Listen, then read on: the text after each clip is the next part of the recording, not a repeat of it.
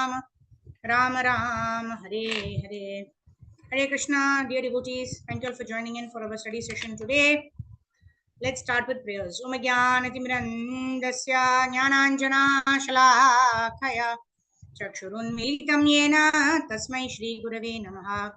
Shri Chaitanya Manobhishtam Stapitam Yena Bhutale Swayam Rupa Kadamayyam Dadati Swapadantikam Vandeham Shri Guru Shri Uttapadakamalam Shri Gurun Vaishnavamscha Shri Rupam Sagrajatam Sahagana Raghunatanvitam Tam Sajivam Sadvaitam Savadutam Parjana Sahitam Sri Krishna Chaitanya Devam Shri Radha Krishna Padan Sahagana Lalita Shri Vishakhanvitamscha Namo Vishnu Padaya Krishna Preshaya Bhutale Srimate Bhakti Vedanta Swami Niti Namine Namaste Saraswate Deve Gauravani Pracharine Nirvisesha Shunyavadi Paschatya Deshatarine Namo Mahavadanyaya Krishna Prema Pradhayate Krishnaya Krishna Chaitanya Namne Gauradushe Namaha Panchatattvatmakam Krishnam Bhaktaryupaswarupakam Bhaktavataram Bhaktakyam Namami Bhaktashaktikam He Krishna Karuna Sindho Dinabandho Jagatpate Gopesha Gopika Kanta Radha Kanta Namostute Tapta Kanchana Gaurangi Radhe Vrindavaneshwari Vishabhanu Sute Devi Pranamami Haripriye Vancha Kalpatarubhyascha Kripa Sindhubhya Evacha Patitanam Pavanebhyo Vaishnavebhyo Namo Namaha Jai Shri Krishna Chaitanya Prabhu Nityananda Shri Advaita Gadadhara Shri Vasadi Gaura Bhakta Vrinda Hare Krishna Krishna Krishna Hare Hare Hare Ram Ram Ram Hare Hare Gurave Gaurachandraya Radhikaya Tarale Krishnaya Krishna Bhaktaya Tadbhaktaya Namo Namaha Mukam Karoti Vachalam Pangum Langayate Girim Yat Kripatamaham Mande Shri Gurun Dinatarinam Paramananda Madhavam Shri Krishna Chaitanya Ishwaram Hari Om Tatsat Om Namo Bhagavate Vasudevaya Om Namo Bhagavate Vasudevaya Om Namo Bhagavate Vasudevaya. Hare Krishna. So thank you all, welcoming you all again for the Bhagavad Gita discussion. So we are on chapter number 2. So today we have to start from verse number 52. So to quickly give a summary of what has happened until now. So in chapter 1, we saw how Arjuna is giving reasons why he will not fight. He gives 5 or 6 reasons. And then Arjuna asks Krishna, as preordained by Lord Krishna, Arjuna asks his chariot to be placed in between the 2 chariots. And Krishna strategically places the chariot in front of Bhishma Pitamaha's chariot. So when he sees Bhishma Pitamaha, Dronacharya, all of his gurus and all of his relatives standing on the other side, then Arjuna seems to have got bewildered by the arrangement of the Lord, right? So in order that we receive the knowledge of Bhagavad Gita, Arjuna becomes bewildered and he says, I will not fight. And then we also saw how this kind of compassion is good to be exercised. It's very good. Why we are reiterating this, right? We should not misunderstand that a devotee should not have compassion, right? A devotee has all these qualities of compassion, but not at the cost of performing one's duty, right? And that way, Prabhupada, we discussed how Prabhupada in one verse purport was glorifying Arjuna as having this wonderful quality of compassion that is so much prominent in a devotee. At the same time, when Arjuna puts down his Gandiva bow, he says that it is a weakness of heart. So that when we saw, and then later on, the important verse of Bhagavad Gita 2.7 is when Arjuna says, I'm confused. I don't know what to do, what not to do. What is my duty? Please tell me what is best for me. I'm your disciple. Sishyasteham shadi mam tvam prapannam. I am a surrendered disciple. Now please instruct me what I should do. And from that time onwards, Krishna starts speaking. And then Krishna calls him a fool, saying that you're actually worrying about things that need not be worried about, right? And then he starts the Sankhya philosophy. What is Sankhya philosophy? We saw Sankhya philosophy is equal to Buddhi Yoga, right? No, Jnana Yoga, right? Why Sankhya is in the head, right? So Sankhya Yoga is equal to Jnana Yoga. With Sankhya Yoga alone, we will not be able to attain anything, because what is the use of having all the knowledge, right? You study for an exam, but you know all the chapters very thoroughly, but then if you don't go and appear for the exam, then what is the purpose? Then what is the use? You will not be able to clear the exam, right?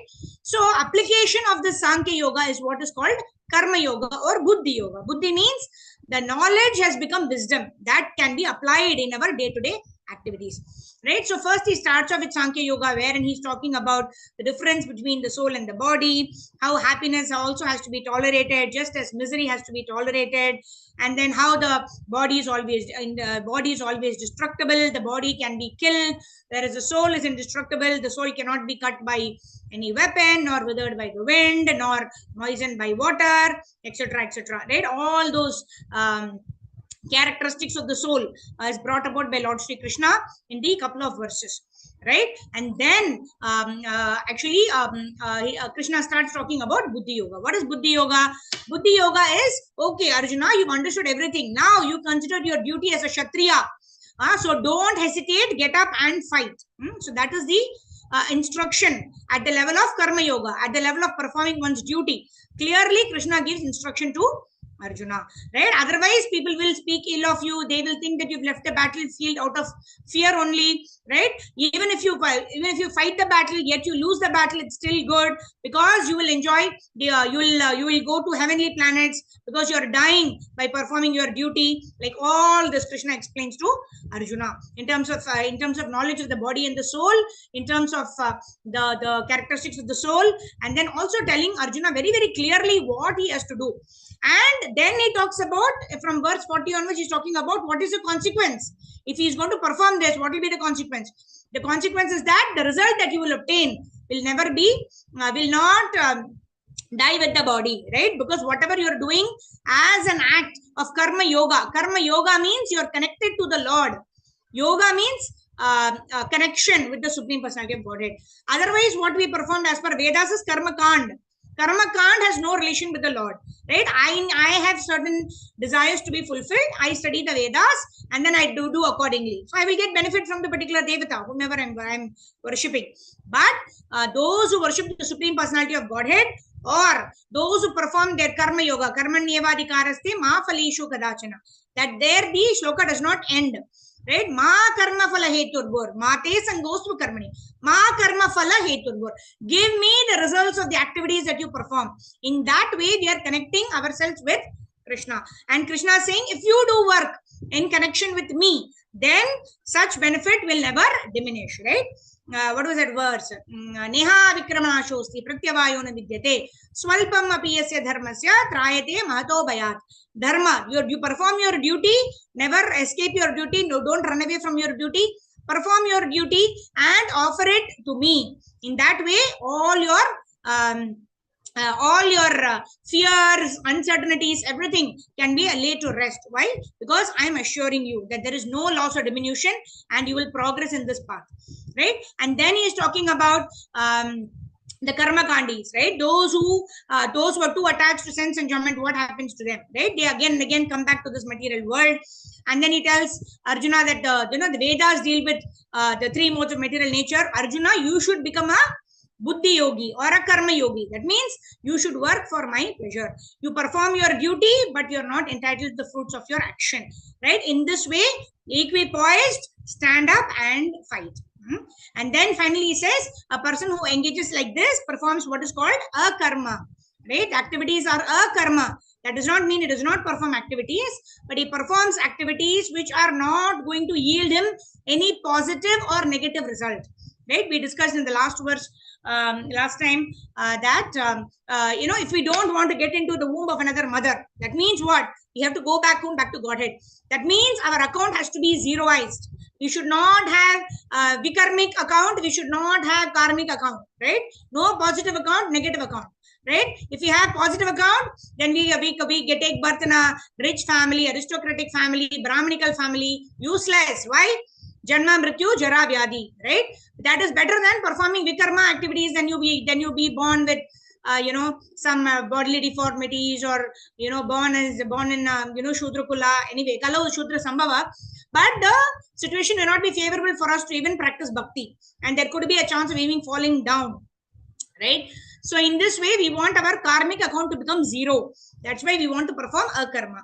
That's what he tells Arjuna. Krishna tells Arjuna, rid yourself of both the good and the bad reactions. In this way, engage in devotional service, and thus you will come back to me, right? So that's how our 51st verse got over. Okay, let's quickly revise. Let me share my screen with you. We will start with 51, just taking it from where we left last time. Let me share my screen. Devotees who want to read can raise your hands. Okay, so we are starting from verse number 51. Okay, let me quickly summarize. 51 is a long purport, but we saw this. What did we see? That those who are engaging in devotional service, oh Arjuna, Krishna is saying, the results of the work in this material world will be completely zeroized. No positive results, no negative results. And then they become free from the cycle of birth and death, and they come back to me. Right? And then we also discussed this Bhagavatam verse. Now, what was this Bhagavatam verse? Yat pada pallava plavam, right? This material body is the boat that can actually take us back home, back to Godhead, that can help us cross over the ocean of material existence. And the spiritual master is the captain of the ship. And then this human body is the best kind of ship that is available. And the favorable winds are the Guru, Shastra, and Sadhu. In this way, when one completely engages in devotional service, one can go back home, back to Godhead, right? That's a quick summary of the second chapter, the first and the second chapter, actually, until verse number 51. Okay, so now let's quickly jump into verse number 52. Okay, let me share my screen. All right. Hare Krishna, Krishna Krishna, Hare Hare. Hare Ram, Ram Ram, Hare Hare. Hare Krishna, Krishna Krishna, Hare Hare. Hare Ram, Ram Ram, Hare Hare. Yeah. So we have to start from text number 52. Yada te moha kalilam buddhir vyatitarishyati tada gantasi nirvedam shrotavyasya shrutasya cha. Right? So now Krishna is going to talk about, okay, all right, Karpagavali Mataji, you read it and then we'll discuss it. Yeah. Translation by Srila Prabhupada. Srila Prabhupada ki jai. Yes. When your intelligence has passed out of the dense forest of delusion, you shall become indifferent to all that has been heard and all that has to be heard. Shall I continue, Mataji? Mataji, shall I continue? Yes, Mataji, please read the purport. Purport, can you scroll up, Mataji? Scroll up. Okay. Yeah, there are many good examples in the lives of great devotees of the Lord, of those who became indifferent to the rituals of the Vedas simply by devotional service to the Lord. When a person factually understands Krishna and his relationship with Krishna, he naturally becomes completely indifferent to the rituals of putative activities, even though an experienced Brahmana. See, Madhavendra Puri, a great devotee and Acharya in the line of devotee, says, Sandhya Vandana Bhadram Astu Bhavato Sthana Dubhyam Namo Bo Deva Pitras. Okay. Sandhya Vandana Bhadramastu Bhavato Bho Snana Tubhyam Namo Bo Deva Pitaras Chatarpana Vidhau Naham Kshamah Shamyatam Yatra Kwapi Nishadya Yadavakulo Tavasya Kamsadvishaha Smaram Agam Harami Tadalam Manyekim Annename. Right, we can also try reciting this in the Brahma Samhita tune. Sandhya Vandana Bhadramastu Bhavato Bhosnana Tubhyam Namo Bo Deva Pitaras Chatarpana Vidho Naham Kshamaksham Yatam Yatra Kwapi Nishadya Yadava Kulo Tamshasya Kamshadvisha Smaram smaram agam harami tadalam manye ki manye name. This is Srila Madhavendra Puri. Madhavendra, we'll also talk about Madhavendra Puri here, since Prabhupada has mentioned about Madhavendra Puri. So these are all examples of those great devotees who became indifferent to the rituals of the Vedas simply because they are engaging in the service of the Lord, right? So one important point here is we should not imitate such devotees, right? We should not, just because we are practicing sadhana bhakti, we should not think that okay, now I will not do Pitru Paksha, I will not do, all these prescriptive things given in the Vedas. Right? We should not artificially renounce. Right? However, if you want to renounce also, and if we do think that we are so advanced that we want to renounce, we need to check with our Siksha Gurus or our Diksha Guru. And if they permit us to do certain things, like for example, a general rule is we should not go and stay in Vrindavan for more than 3-4 days. And that too, we should go only with senior devotees. Right? What is this? Voice little lower. One second. Oh yeah. Okay. Sorry. I don't know. Sometimes Zoom automatically lowers the volume, and then when somebody tells only, I check it, and then it is low. Now is it okay? Okay, ma'am. Yeah. Okay. So what was he saying? Yeah. So we should not artificially consider ourselves in a very high platform, right? So even if we do consider, okay, I'm practicing for 20 years now, I think I'm advanced, then I should check with my Siksha Guru, I should check with my Diksha Guru, right? I have practiced for 20 years, I think I want to go and settle down in Vrindavan, right? Can I do it? I'm engaged in this particular seva in Krishna Balaram Mandir, can I go and stay? And if your spiritual master says yes, then you can go and stay, be in the association of devotees in Vrindavan Dham. Otherwise, the rule is not more than 3-4 days, and that too in the association of devotees. Why? Because if we commit Vaishnava aparad, then as much benefit as we get in going to the dham, that much time we also get aparada. And if you get aparada, then you will not get Radharani's mercy. Then, although being in the dham, we are committing more and more, and we'll be deteriorating in our spiritual life. Although we are in the most highest planet in this universe, or the highest place in the universe, right? So that is why consciousness is very important. Even if situated in Mumbai or Bangalore or somewhere, if we are Krishna conscious all the time by studying scriptures, that is a better position than being in Vrindavan without the association of devotees or engaging in karmic activities, etc. Right? So it is more about our consciousness. Yes, if we do want to go and stay, we can always seek the permission, and then when the Guru gives permission, they will take all the necessary precautions. They will say, okay, you go and stay with this devotee, you do the seva under the care of this devotee. That is perfectly fine, like that. Yeah, my Guru Maharaj says that you will get 1,000 times benefit if you stay in a dham and render seva. But the best preferred dham is Mayapur or Jagannath Puri dham. Even Mayapur is the best, right? Because Odharya dham. Even if you sleep in Mayapur Dham, it is said to be offering obeisances. Of course, we don't do that just because of that. But if you stay in the Dham, you'll sleep, at least 6 hours in the night, you'll sleep. Even that is considered like paying obeisances. So Mayapur is the Audharya Dham. But even if you, whatever be the place, if you want to go and settle down in a holy Dham, we need permission from our Siksha and Diksha Gurus, like that. Okay, fine. So, okay, let me share my screen. Karpagali Mataji, you can go ahead. After this verse, right? Yeah. Oh, my prayers 3 times a day. Go ahead. Are you able to unmute yourself? Where are you? Oh, yes. Go ahead, Mataji. Oh, my prayers 3 times a day. All glory to you. O bathing, I offer my obeisances unto you. O demigods, O forefathers, please excuse me for my inability to offer you my respects. Now, wherever I sit, I can remember the great descendant of the Yadu dynasty, Krishna, the enemy of Kamsa, and thereby I can free myself from all sinful bondage. I think this is sufficient for me. The Vedic rites and rituals are imperative for neophytes, comprehending all kinds of prayer 3 times a day, taking bath early in the morning, offering respects to the forefathers, etc. But when one is fully in Krishna conscious and is engaged in his transcendental loving service, one becomes indifferent to all these regulative principles because he has already attained perfection. If one can reach the platform of understanding by service to the Supreme Lord Krishna, he has no longer to execute different types of penances and sacrifices as recommended in revealed scriptures. And similarly, if one has not understood that the purpose of the Vedas is to reach Krishna and simply simply, Mataji, can you scroll up, Mataji?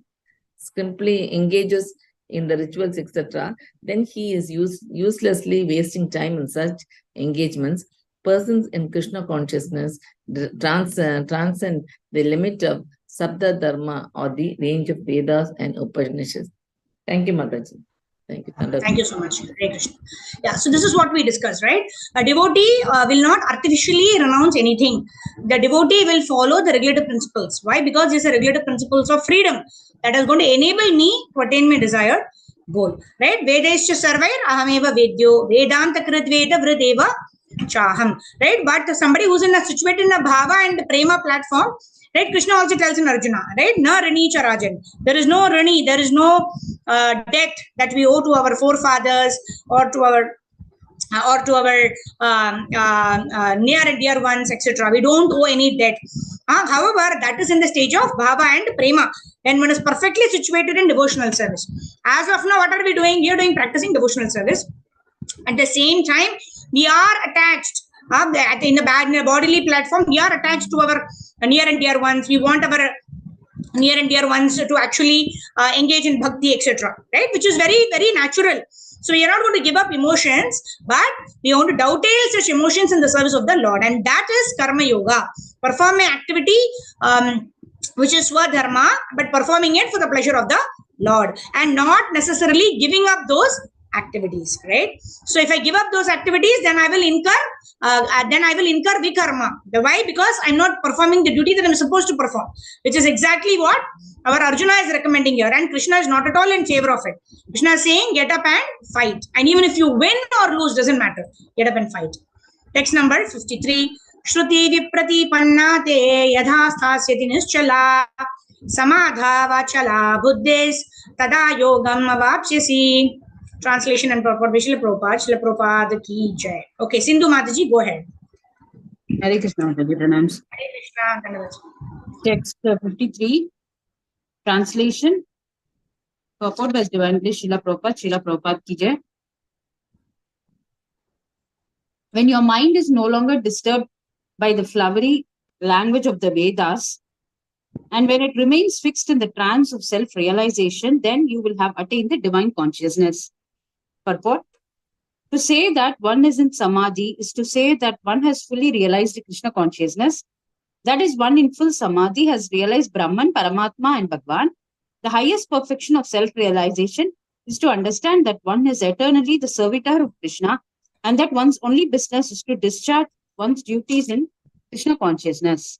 A Krishna conscious person or unflinching devotee of the Lord should not be disturbed by the flowery language of the Vedas, nor be engaged in fruitive activities for promotion to the heavenly kingdom. In Krishna consciousness, one comes directly into the communion with Krishna, and thus all directions from Krishna may be understood in that transcendental state. One is sure to achieve results by such activities and attain conclusive knowledge. One has only to carry out the orders of Krishna or his representative, the spiritual master. Hare Krishna. So what are we supposed to do? Very clear indications, right? There is no ambiguity, right? And wherever there is an ambiguity, we said that we have to check with our Siksha and Diksha Guru, like that, right? So we should not be attached to the flowery language of the Vedas. What does it mean? That Karma Kanda section. That means if you do this particular yajna or you do this particular chanting, then what will you get? You will get a lot of powers. You can become greater than the greatest. You can become smaller than the smallest. You can produce coins. You can produce vibhuti, whatever that powder. All that is to be engaged in the fruitive activities. Either you can get promotion to the heavenly kingdom, whatever. Right? Yanti deva vrata devan, pitran yanti pitrivrataha, bhutani yanti bhuteja yanti mat. So Krishna is saying, don't be, Prabhupada is saying, as an explanation to this verse, Prabhupada is saying, let's not get attracted to all of these temporary results, right? Brahma bhavana loka punaravarjuna arjuna. We know that whatever we may attain in this material world, even if we attain the position of Brahma, we need to come back to this material world and perfect our lives from here only. So why to aspire to go to Indra Loka, Brahma Loka, Varuna Loka, etc., right? Because you have to come back here. Might as well, intelligent person, what he will do? He will just follow the instructions of a spiritual master and go back home, back to Godhead. That is the best destination, isn't it? All right. Text number 54. Okay, Vaishali Shukla Mataji, go ahead. Arjuna Vacha. स्थितप्रज्ञस्य का भाषा समाधिस्तस्य केशव स्थितधि किं प्रभाषेत किमासीत व्रजेत किम. Arjun said, "O Krishna, what are the symptoms of one whose consciousness is thus merged in transcendence? How does he speak, and what is his language? How does he sit, and how does he walk?" As there are symptoms for each and every man in terms of his particular situation, similarly, one who is Krishna conscious has his particular nature, talking, walking, thinking, feeling, etc. As a rich man has his symptoms by which he is known as a rich man, as a diseased man has his symptoms by which he is known as diseased, and or as a learned man has his symptoms. So a man in transcendental consciousness of Krishna has specific symptoms in various stating. One can know his specific symptoms from the Bhagavad Gita. Most important is how the man in Krishna consciousness speaks. For speech is the most important quality of any man. It is said that a fool is undiscovered as long as he does not speak. And certainly a well-dressed fool cannot be identified unless he speaks. But as soon as he speaks, he reveals himself at once. The immediate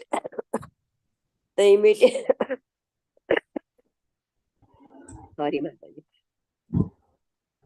The immediate Okay, ma'am. symptoms of Krishna consciousness man is that he speaks only of Krishna and of matters relating to him.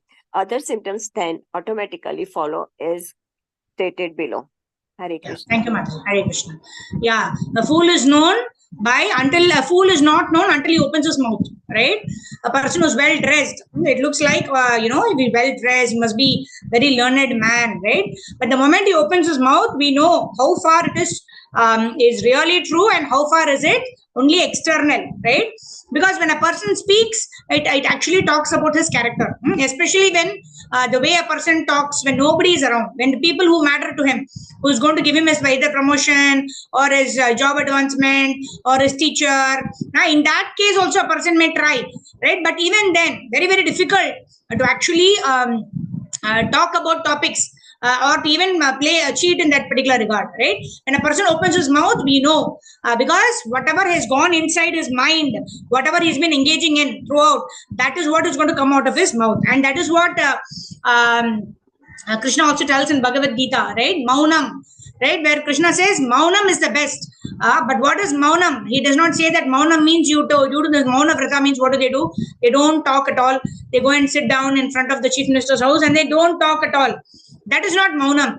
That Maunam is better than talking nonsense, right? That Maunam at least is better. At least you become a little introspective. You hear people, you listen to people, thereby something of your knowledge can increase. But better than that Maunam, which is silence, is to speak about Krishna. One who glorifies Krishna is the best kind of talk, right? What is that? The austerity of word. Krishna tells in Bhagavad Gita, chapter number 18. Swadhyaya abhyasanam cheva vanmayam tapu uchyate. Not agitating. What is that word? Anudvega karam vakyam. Satyam priyam hitam chayat. Right? Anudvega. That means you should talk in a way that does not agitate another person. Anudvega karam vakyam. Satyam priyam hitam chayat. Satya means you should always speak the truth. And we should not speak the blunt truth that will hurt a person, right? So satyam priyam in a way that is pleasing, and hitam chayat. Hitam is very important. You should talk something like they say now, even in the material parlance, they say you should adopt the three rule, right? They show the three monkeys also, right? What do they say? Three principles. What is that? One is what I'm speaking the truth. Right, we can adopt that filter even in our own lives, right? Whether we want to hear somebody or not. When somebody wants to talk to us, right? Especially when you know that this person is fond of gossiping, talking about others. The first filter can be: is it the truth? Do you know that it is the truth? Second, is it going to benefit the person that you're going to talk to me about? Right? Can I help him in some way? Then you tell me. I will listen to you. And third is, third is for you to judge after hearing whether you can put it in a way that is favorable for him to change his attitude, right? Sometimes we are really wanting to help somebody, we have all the information, but sometimes, we decide that, okay, I'm not the right person who can speak to this person, right? And we decide that our senior or somebody who's more mature should talk to this particular person, like that we decide, right? Because if you're very sure that you can bring about a positive change in another person, only then we should talk to that person. Otherwise, it is waste of time and effort from our side as well as that of the other person, right? So that is what is Anudvega Karam Vakyam, Satyam Priyam Hitam Chayat. And then what we can do every day, whatever we are doing now, right? Bhagavad Gita shlokas, study of Prabhupada's books, right? Swadhyaya means study of Vedic scriptures. Swadhyaya Abhyasanam Chaiva, right? Abhyasa means you have to practice. Right now, we don't have the taste to study Vedic scriptures or hear about the Lord, speak about the Lord. But Abhyasanam, simply by practicing it, then what happens? We can purify our words. Or these are all austerities of speech, right? So that's what here also Prabhupada is actually explaining very beautifully. The immediate symptom of a Krishna conscious man is only he speaks about Krishna and matters relating to him. And generally, whatever we speak about Krishna, right, what happens? Such matters are always sweet, and they give the eternal benefit to everybody else, right? The eternal benefit is one person can go back home, back to Godhead. That is one extreme. And there's starting stages, at least one gets evolved in terms of getting a better destination. So best hita is to speak only about Krishna, right? For us also it's beneficial. It's also beneficial for the people to whom we speak to, right? So hitam and priyam, right? Because we are studying the Vedic scriptures written by Vyasadeva. We are studying purports written by Prabhupada, right? Who has converted even the Western world, the world of Mlechas and Yavanas, to actually become devotees. By simply repeating their words, we will learn to talk in a way that's pleasing also. And of course, this is about the absolute truth. So what can be a better truth than studying the Vedic scriptures and the words of our acharyas? Like that. All right, so let's move forward. Text number 55. Okay, Deval Mataji, go ahead. Hare Krishna Mataji. Shri Bhagavan Prajahati yada kaman sarvan partha manogatan atmanyevatmana tushtaha sthita prajna stadochyati. Translation by His Divine Grace, Srila Prabhupada ki jai. The Supreme Personality of Godhead said, O Partha, when a man gives up all varieties of desire for sense gratification which arise from mental concoction, and when his mind, thus purified, finds satisfaction in the self alone, then he is said to be in pure transcendental consciousness. Purport by His Divine Grace, Srila Prabhupada ki jai. The Bhagavatam affirms that any person who is fully in Krishna consciousness or devotional service of the Lord has all the good qualities of the great sages, whereas a person who is not so transcendently situated has no good qualifications, because he is sure to be taking refuge in his own mental concoctions. Consequently, it is rightly said herein that one has to give up all kinds of sense desire manufactured by mental concoction. Artificially, such sense desires cannot be stopped. But if one is engaged in Krishna consciousness, then automatically sense desires subside without extraneous efforts. Therefore, one has to engage himself in Krishna consciousness without hesitation, for this devotional service will instantly help one onto the platform of transcendental consciousness. The highly developed soul always remains satisfied in himself by realizing himself as the eternal servitor of the Supreme Lord.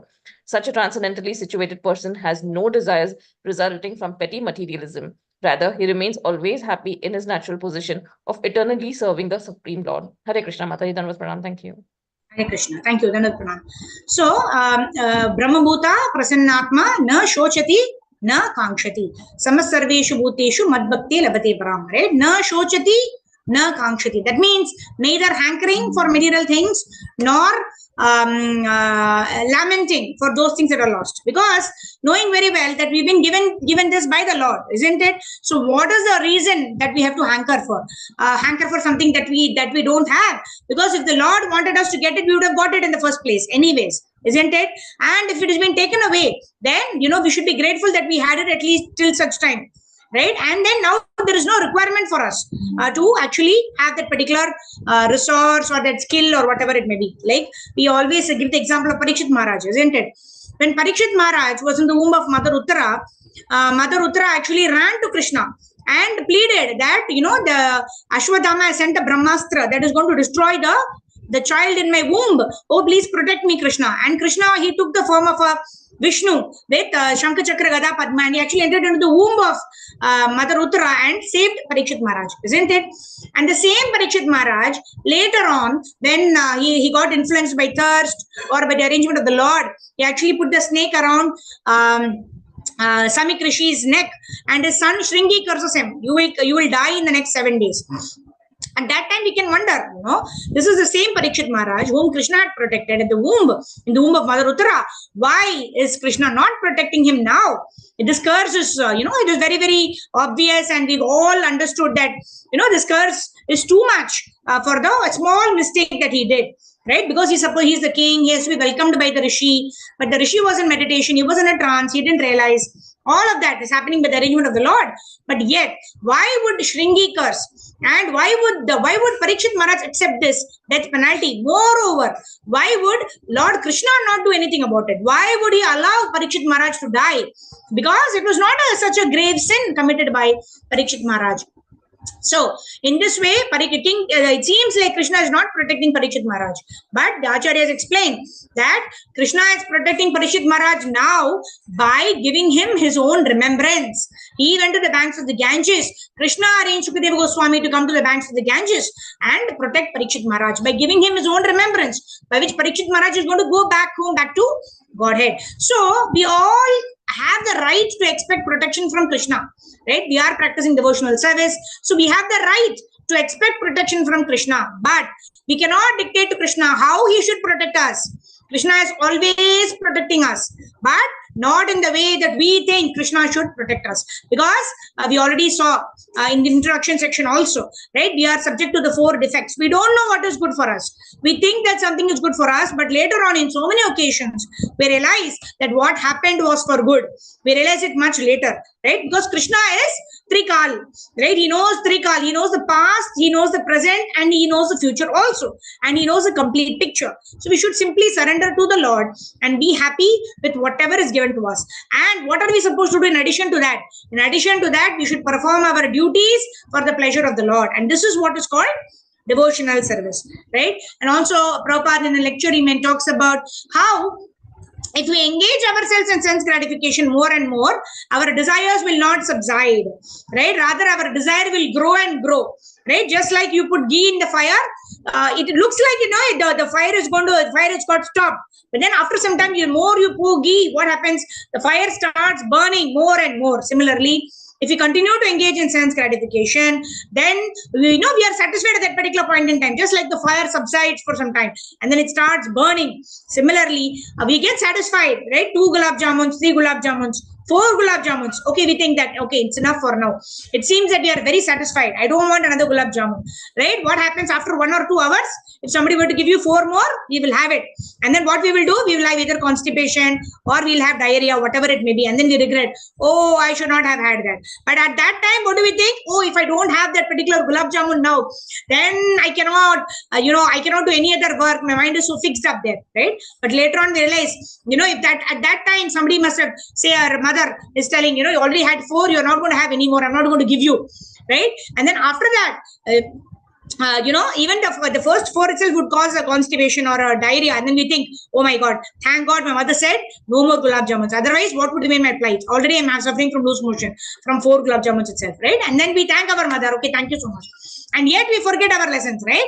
So in this way, the more and more we engage in sense gratification, thinking that it will give us pleasure, the more and more we will get entangled and we will lose the power to discriminate and take the right decision. That is why it is very, very, very important that to control the mind by abhyasena tu kaunteya vairagyena cha uchyate. Krishna tells in Bhagavad Gita to Arjuna, abhyasena, practice depriving yourself of certain things which are not prescribed, right? By this way, what is a vairagyena cha griyate? In this way, we will be able to practice renunciation. That is why we practice Ekadashi, right? We eat only fruits. In Bhishma Panchaka, I can talk for myself, right?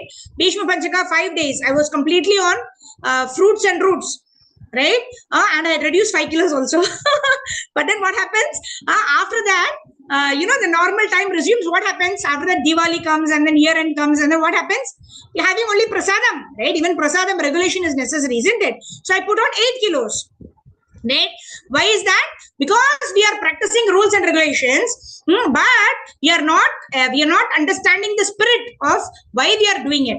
Right? Of course, we get the benefit of performing the austerity on, for Bhishma Panchaka, Ekadashi, yes, right? But those are opportunities where we can form good habits, right? Which I missed, right? Because after the 5 days, I engaged in the normal prasadam intake of, rice, dal, sabji, and, 3 times a day, and then, all that. Then what happens? The more you indulge in sense gratification, the more difficult it will become. Right? The last 5th day was so easy for me because I'm so used to, my body was had actually acclimatized itself to that particular pattern of food. Right? I was not food deprived, because we can have fruits and nuts and all that, and that is enough to maintain one's energy.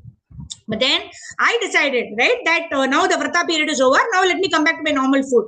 And then what happens? Now becomes difficult. After I do 2-3 days like that, and then I decide, oh, I'd lost 5 kilos. Now let me go back to that diet, right? Somehow to get into that groove is very difficult. That is why at that time, if I told myself, no, right, let me continue with moderation. Right? Let me not have rice, because anyway I'm overweight, right? So let me not have rice. That time, if I controlled myself, right, then I would not have come to this particular place of putting on 7-8 kilos, right? So I'm again restarting the diet. So I seek the blessings of all the devotees, so that I can continue and little bit practice also what I'm preaching right now. Yeah. So I seek the blessings of all the devotees here. Okay, so what was I saying here? Yeah, the more we indulge in sense gratification, what happens? The more our mind demands more and more from us, right? Ek din kha liya na, okay, tomorrow onwards we start the diet, right? My daughter tells me, this, there is one, what is that? Somehow it skips my mind. Yeah, the Belgian waffles. There is one shop near my home where you get this Belgian waffles. So in that they have a cap, right? Your diet begins tomorrow, right? She tells me, your diet is like always like the cap on the person wearing it. Always tomorrow I'll start my diet, right? So in this way, unless we curtail, unless we stop saying yes to sense gratification, there is no way. And we've experienced it every day. We experience it, right? So yeah, so I seek the blessings of all of you. Let's move on to text number 56. This time let me maintain it for a lifetime. All right, Sudha Mataji, go ahead. Text number 56. Hare Krishna Mataji. Hare Krishna. Dandavat pranam.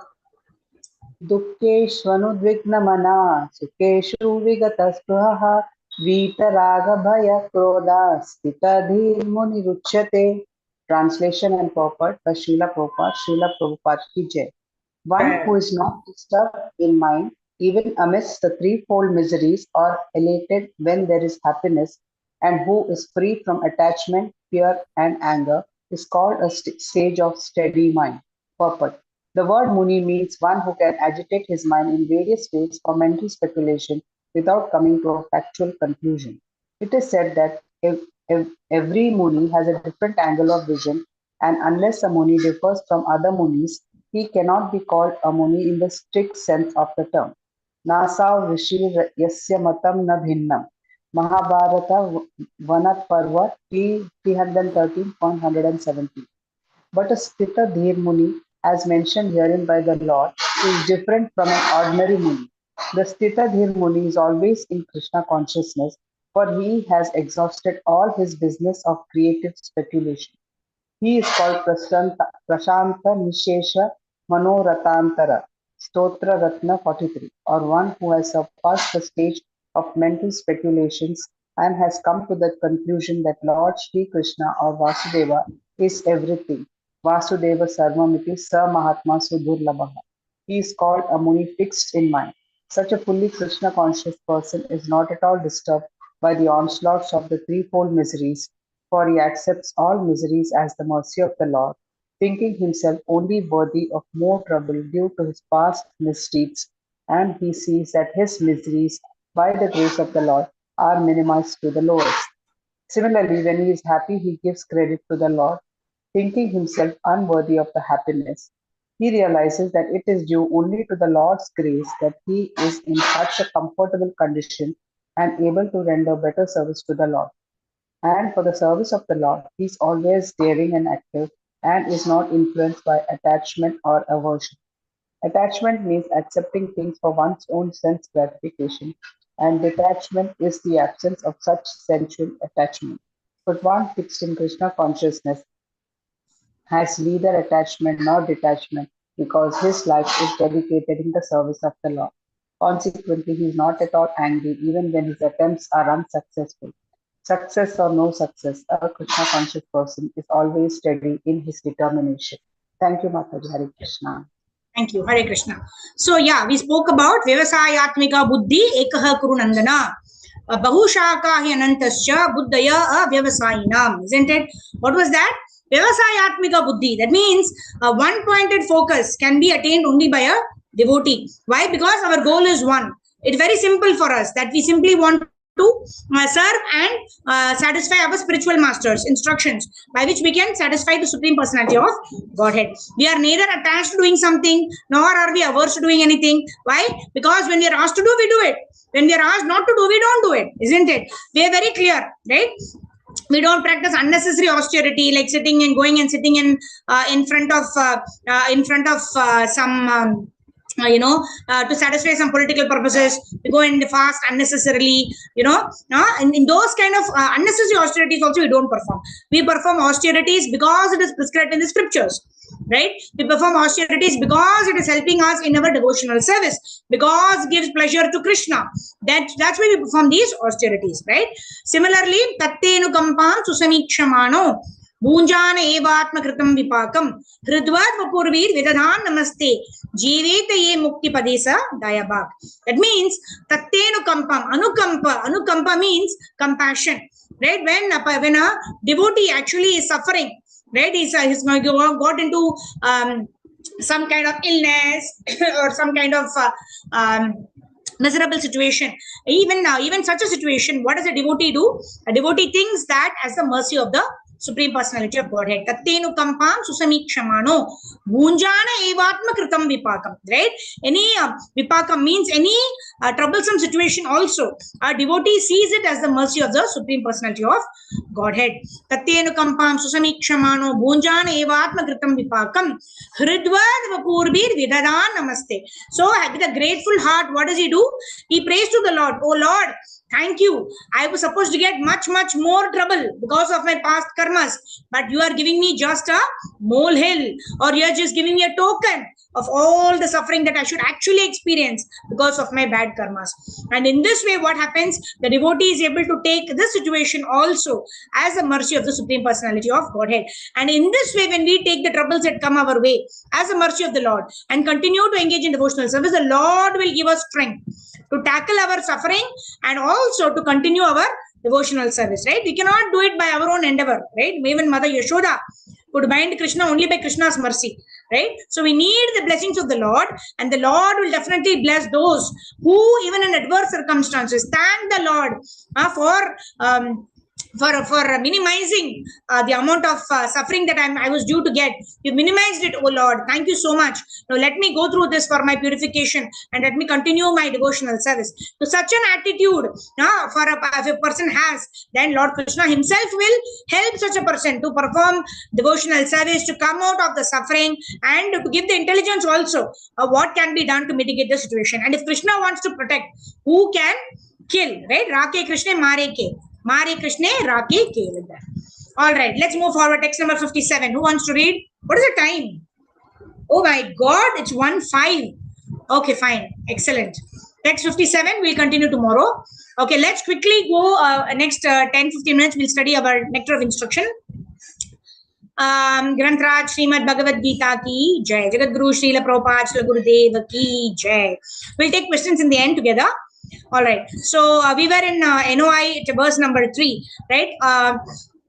So we were already talking about the first verse, which was spoke about the one who controls the 6 urges can become a spiritual master. That means can gain mastery over all his senses. That is the first mastery we need to acquire. Vacho vegam, manasa, krodha vegam, jiva vegam, udara, upashta vegam. That means one is able to control his speech, anger, mind, tongue, belly, and genitals. Right? If you're able to control these 6 things, then one can make disciples all over the world. And the second verse, we just discussed what we discussed in Bhagavad Gita also, right? No atyahara prayascha prajalpa niyamagra jana sangascha lolyam cha shadbyat bhaktir vinashyati. The 6 principles that actually destroys the creeper of bhakti. Right? What are the 6 principles? That's what we discussed, right? Those 6 things one should avoid if one has to actually progress in devotional service. And then we started the text number 3, wherein we spoke about okay, these are the 6 principles which are going to destroy my bhakti. So what are the 6 principles that will elevate me in my bhakti? So what are those principles? We saw it's Utsahat, Nischayat, Dhairyat, Tattat Karma Pravartanat, Sangatyaga Sutovritte, Shadbir Bhaktir Prasidyati. Right? And then we spoke about what is enthusiasm. Enthusiasm means to endeavor with intelligence. Right? We cannot be enthusiastic with wrong things. And then we say, oh, enthusiasm to bataya hai verse mein. I'm enthusiastic to go and watch movies every Friday. That is also enthusiasm. Right? So enthusiasm is to endeavor with intelligence. How do we endeavor with intelligence? I do what is prescribed in the Shastras, what is advised by Guru and Sadhus. I engage in that with determination, with enthusiasm. Right? The Navavida Bhakti, we spoke about that, right? Shravanam, Kirtanam, Vishnu Smaranam, Archanam, Mandanam, Dasyam, Sakyam, Atma Nivedanam, right? We saw that entire 9 angas of bhakti and how we need to be grateful for having received this seed of bhakti. Brahmadi Brahmite Kona Bhagyavana Jiva. Guru Krishna Prasade Paya Bhakti Lata Bija. Right? 1 million people, 7 million people are in the world. Right? Hardly 1% of the population are devotees. Why? Why is that? It's because only the fortunate people who have some kind of sukruti in the past, only they can actually accept Krishna as a supreme personality of Godhead. Otherwise, we can be roaming in this world without knowing what is what, without knowing what is most beneficial for me, like that. And then we saw what should a person be enthusiastic? A person should be enthusiastic to go back home, back to Godhead. So that's where we ended, right? Yeah. And how do we do that? Do work for the pleasure of the Supreme Personality of Godhead. So we ended with Krishna Artha Akila Cheshta. When Bhakti Rasamrita Sindhu, it says one should act for the pleasure of the Supreme Personality of Godhead. All right. So let's continue. We'll try to see how much we can cover today. Letter of instruction. Okay. Nagamani Mataji, go ahead. In all phases of life. Hare Krishna, Dandavat Pranam to all. Dandavat Mataji, go ahead. Mataji, thoda niche scroll karo. Haan. In all phases of life, one has to perform devotional activities and devotional activities under the direction of the spiritual master in order to attain perfection in Bhakti Yoga. It is not that one has to confine or narrow one's activities. Krishna is all pervasive, is all pervading. Therefore, nothing is independent. Nothing is independent of Krishna, as Krishna himself states in Bhagavad Gita. Maya Maya tatamidam sarvam jagadabhyaktamurtina vatsthani sarvabhutani nachaham teshvavastitaha. By me, in my unmanifested form, this entire universe is pervaded. All things are in me, but I am not in them. Under the direction of the bona fide spiritual master, one has to make everything favorable. Mataji kuch upar aa rahe hain, wo hata do na. Yeah. One has therefore everything favorable for Krishna's service. For example, at present we are using a dictaphone. The materialist who invented this machine intended it for businessmen or writers of mundane subject matters. He certainly never thought of using Dictaphone. the dictaphone in God's service. But we are using this dictaphone to write Krishna consciousness literature of course, the manufacture of the dictaphone is wholly within the energy of Krishna. All Okay, the Hare parts Krishna. of Thank you, the Mataji. Okay, so here, the point, we just quickly summarize this paragraph where Prabhupada is explaining how everything is energy of the Lord, right? There is no good or bad thing.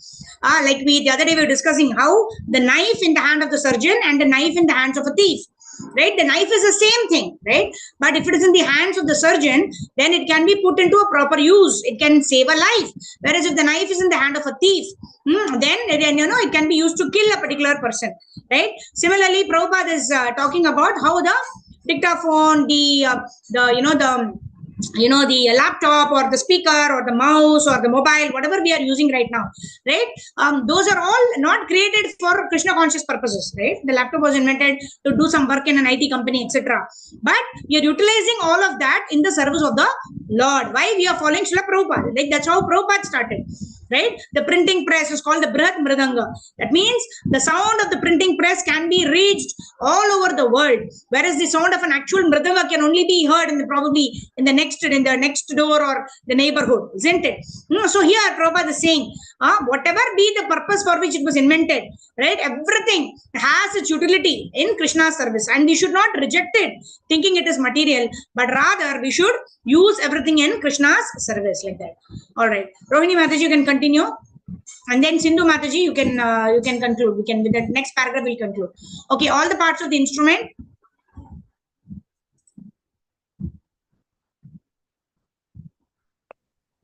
Hare Krishna, am I audible? Yes, go ahead, Mataji. All the parts of the instrument, including the electronic functions, are made from different combinations and interactions of the 5 basic types of material energy, namely Bhumi, Jala, Agni, Vayu, and Akasha. The inventor used his brain to make this complicated machine, and his brain, as well as the ingredients, were supplied by Krishna. According to the statements of Krishna, Matsthani Sarva Bhutani, everything is depending on my energy. Thus, the devotee can understand that since nothing is independent of Krishna's energy, everything should be dovetailed in his service. Endeavor executed with intelligence and Krishna consciousness is called Utsaha, or enthusiasm. The devotees find the correct means by which everything can be utilized in the service of Lord. Nirbandha Krishna Sambandhe Yuktam Vairagyam Uchyate. The execution of devotional service is not a matter of idle meditation, but practical action in the foreground of spiritual life. These activities must be... Yeah, thank you, Mataji. So here we also see how Prabhupada is again talking, like what we read in Bhagavad Gita, we can relate that here, right? That is Jnana Yoga and Buddhi Yoga, right? So Jnana Yoga is to understand that, okay, the purpose of this has been established to do this particular function, right? But then Buddhi Yoga is to see how it can be utilized in the service of the Lord. And then Karma Yoga means actually performing it, right? Nirbandha Krishna Sambandhe Yukta Vairagya Muchyate. This Yukta Vairagya is actually Karma Yoga. That means we utilize everything in the service of the Lord and we don't artificially renounce it.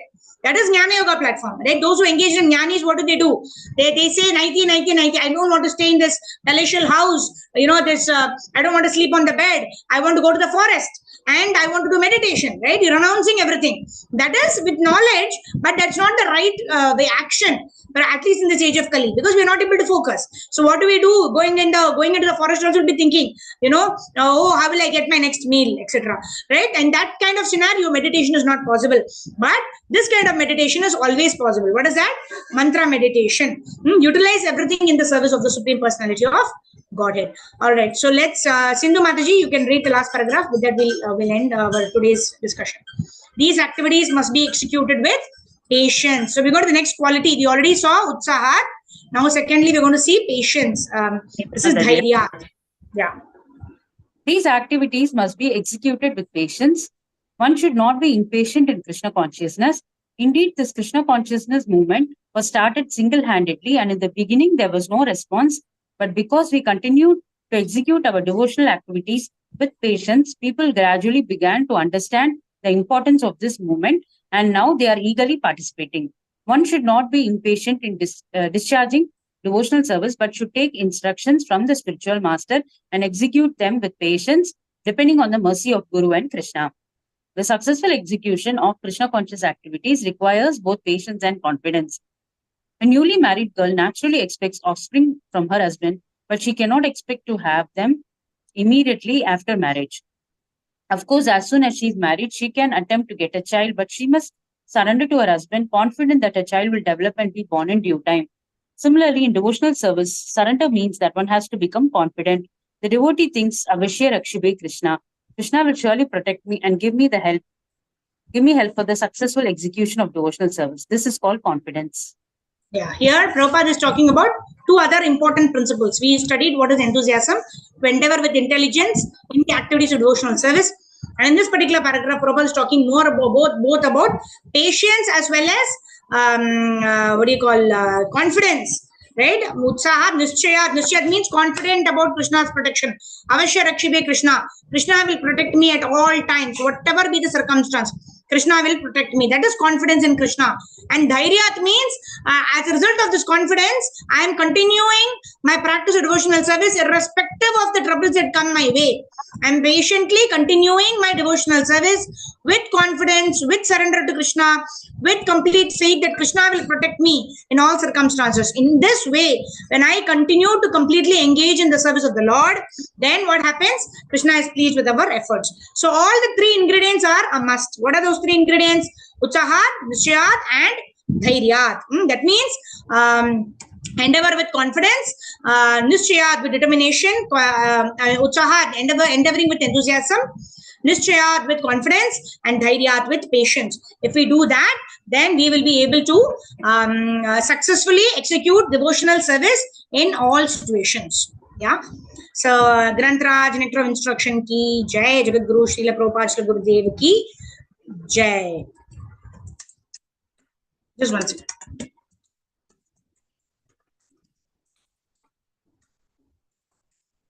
Yeah. So, if devotees have any queries, okay, I can see Nagavini Mataji's hand up. I don't know if it's for reading.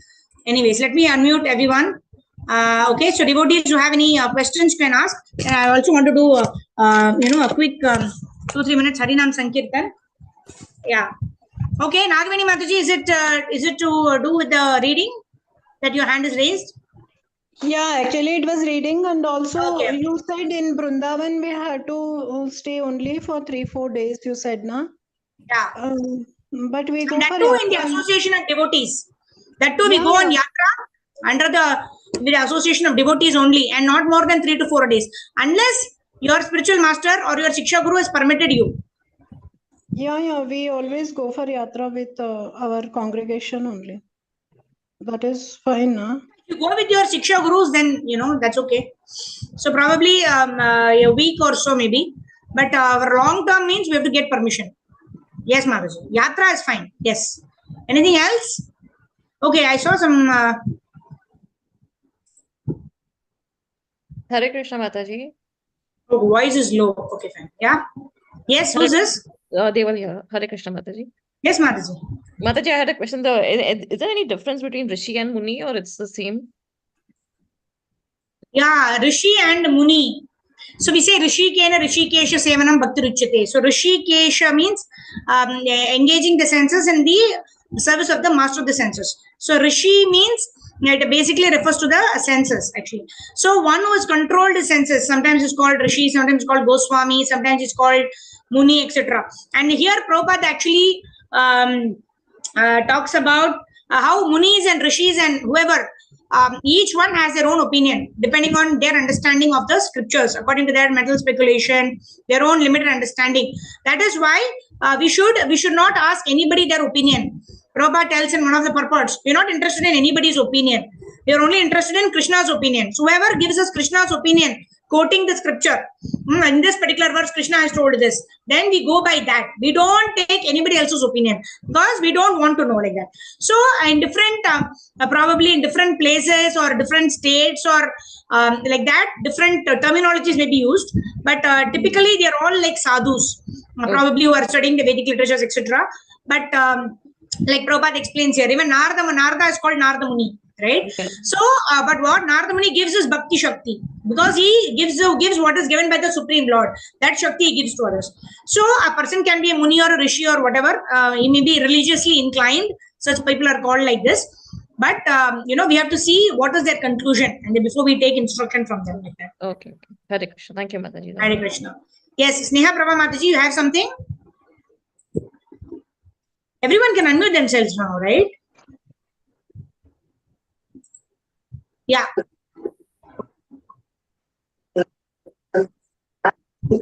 Ji, you're not audible.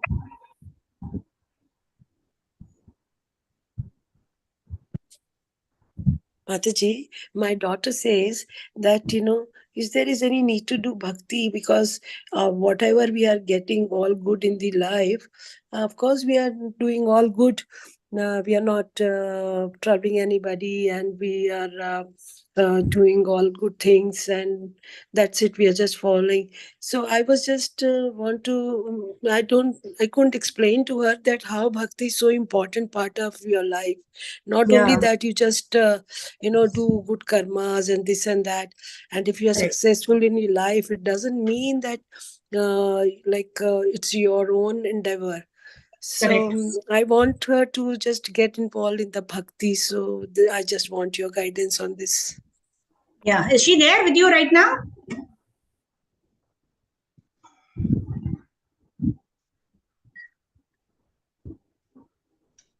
Mataji, is she there with you right now?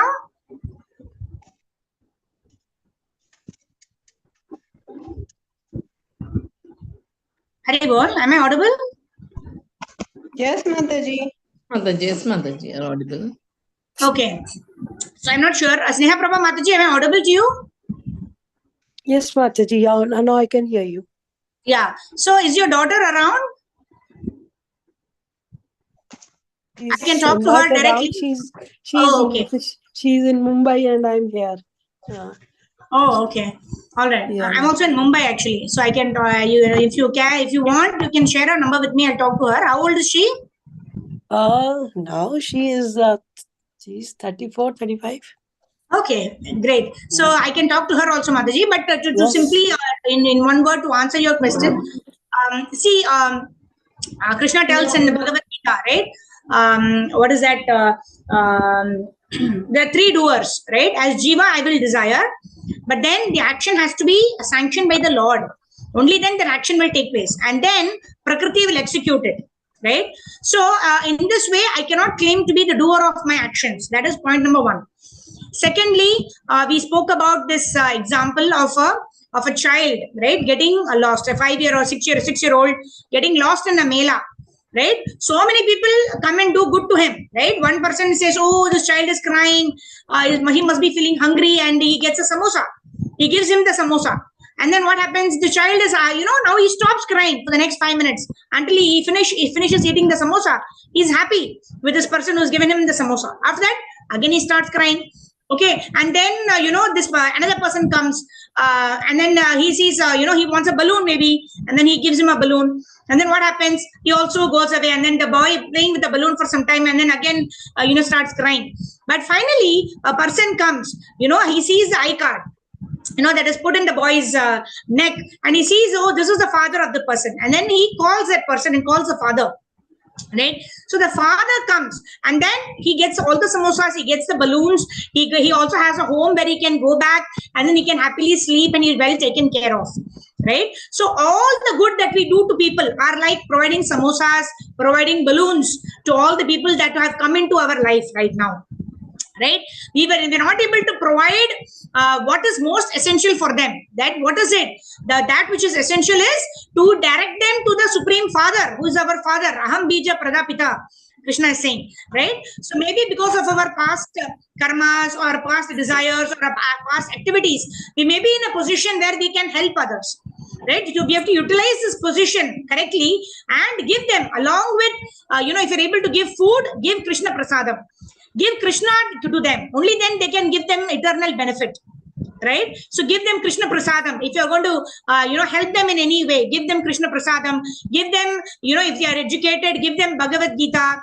Right? There's Shastra Dhan, etc. Why? Because if we are going to provide for their physical level, it is going to die with the body. Right? But what about giving them a benefit that will be eternal for them? Right? Life after life, like we just studied a couple of verses back. Neha Vikramanashosti Pratyavayona Vidyate. Swalpam apiyase dharmasya trayate mahato bhayat. The help that we are doing should ensure at least that that person will get a human body the next time. Somehow or the other, we should give them the Sukruti by giving them Prasadam, by giving them, Bhagavad Gita or small books of Prabhupada, where they read and understand how providing material comforts is not all in all, because it cannot satisfy the soul. It can at most satisfy the body by giving me one meal will be just enough for me for the next 3 hours. After that, again, I'm going to feel hungry, isn't it? So that kind of help is at a bodily platform is not eternal. However, if I give that person the knowledge that you are not this body, you are the soul. If you connect with Krishna at a higher level, then that person understands why I'm in this situation. How can I come out of the situation? How can I land myself in a better destination, at least in my next life? Like that. Okay, Mataji, does that help in any way? Yes, Mataji. Otherwise, I will share her number. Yeah. Please do share her number with me or ask her to call me. You have my number, right? Yeah, I have your number. Yeah. So generally not to call, she can send me a message. So I will reply by a voice note or something like that. Because generally I don't take calls, because most of the unknown numbers, if it comes, I don't take the calls. So you can ask her to message me that I'm Sneha Prabha Mataji's daughter. And then I have this query, and then I'll reply back to her, Mataji. And then probably next time she calls me, I will also save the number, and then I can guide her also. Like that. Yeah.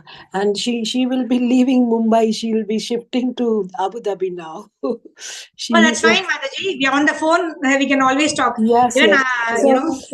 Yes.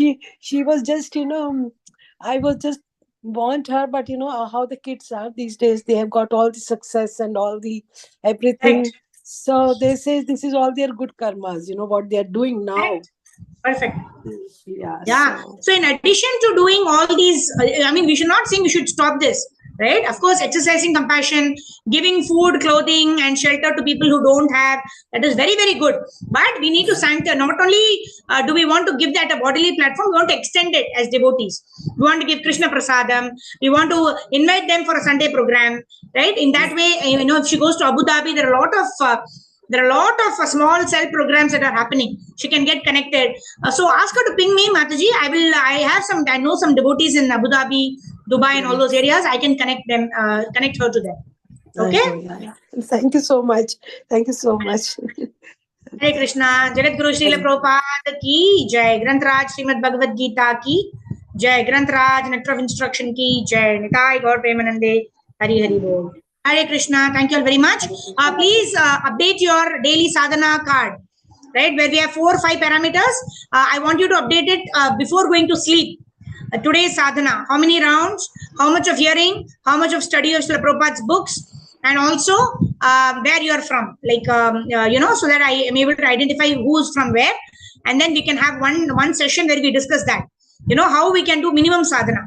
Right? And also Brahma Murta session also I've given, and also that need not be our Brahma Murta session. If you chanted during Brahma Murta, you can still mention there. And then Guru Puja and Narsingha Arati and Tulsi Arati. In this way, it's a complete package of ABCD square formula. If you practice this every day and you're chanting during Brahma Murta time, definitely we will see a progress in our spiritual life, in our interest to perform devotional service, in our eagerness to study Srila Prabhupada's books. All of that, we can see a significant change, right? So we will do a review probably next to next Ekadashi. Then in this way, we'll take it forward like that. All right. And also, that's it. So we meet for Brahma Murta session tomorrow morning, 5 o'clock. Jagat Guru Srila Prabhupada ki jai. Thank you.